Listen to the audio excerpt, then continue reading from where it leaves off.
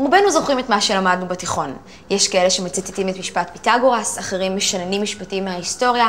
אז תארו לכם, או יותר נכון, תארנה לכם, שהייתם לומדות בתיכון משהו לא פחות חשוב לחיים כמו שמירה על בריאות העור.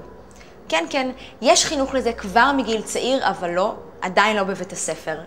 אז מאיפה מתחילים ואיך לומדים את זה בדיוק אני הולכת לברר.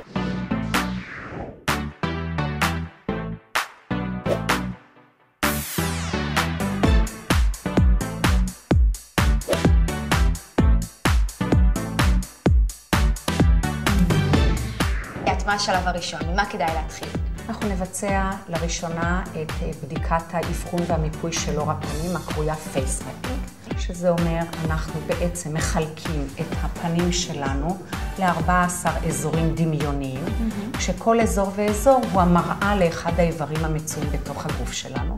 יאללה, אני מוכנה. קדימה. אוקיי, שיילי, ברשותך, אנחנו נתחיל את המבדק הזה של הפייס מפינג. מה קורה פה? אימא'לה, מה קורה פה? לא קורה פה כלום. הבטן שלך קצת מדברת? היא מדברת, אני אלרגית ללקטוז, זה קשור? וואו, בטח! אז מה? יפה. עכשיו אנחנו נסמן את כל התופעות שראינו.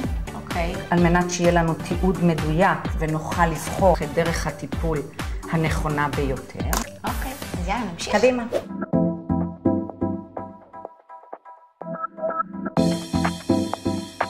אז איזה טיפול בעצם את הולכת לעשות לי עכשיו?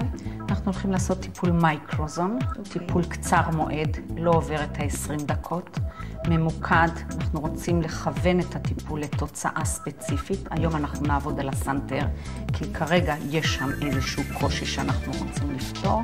את יודעת שבעולם שלנו היום המהיר כל כך, עידן של אימהות עובדות, קריירה, אין לנו זמן ורוצים תוצאה מהירה, אפקטיבית, אתמול, לא מחר, זה פתרון נפלא לטיפול מבלי להקדיש הרבה מאוד זמן לעניין. בני נוער באים לעשות טיפולים כאלה?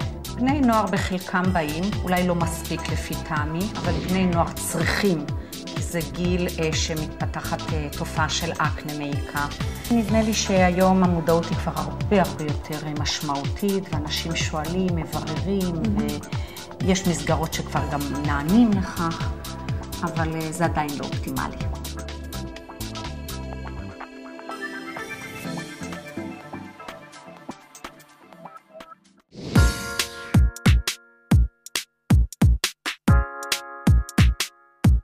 וואו, מה זה הבר הזה? אני רגילה בדרך כלל ששותים אלכוהול על ברים ולא ששמים קרמים. מה קורה פה? זה הדרך החדשה היום, לרכוש תכשירים ולהשתמש בתכשירים בצורה נכונה, שמתאימים לסוג של העור ולמצב של העור, מבלי לגרום לנזק לעור, מבלי לעשות קניות מיותרות. אז איך באמת אני יודעת איזה מוצר להתאים לסוג העור שלי? אז אנחנו דבר ראשון צריכים לבחון שבתכשיר שלנו אין מרכיבים שהם עוינים את העור, שמזיקים.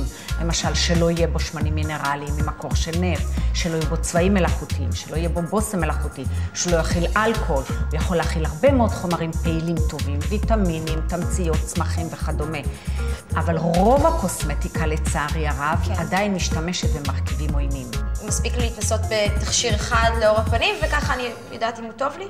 כדי שאת תפיקי את המקסימום מהבחירה שלך, כדאי לך לנסות יותר מתכשיר אחד, טרנד היום בעולם, לנסות, להרגיש, לחוות, ורק אחר כך לבחור. טוב, אז אפשר? בוודאי. היי. היי. מה, אתם ביום כיף? או שאתם בדרך כלל ככה בשגרה הבאות לעשות טיפולים? אנחנו עושות את זה כי מאוד חשוב לי שהבת שלי מגיל צעיר תלמד איך מטפלים בעור הפנים, תתאים את התכשירים הנכונים, נותנת לשם בעיות עם שמש, אקנה, לא חסר דברים שצריכים לטפל מגיל מאוד צעיר. גם חברות שלך עוברות את הדברים האלה או שרק את? אפשר לומר שזה די הפך לטרנד בזמן האחרון, ואם אני חושבת על זה, זה אפילו יותר חשוב מללמוד אנגלית או מתמטיקה. יותר חשוב ללמוד אנגלית ומתמטיקה? לא פחות חשוב. אבל גם חשוב מאוד. חשוב מאוד.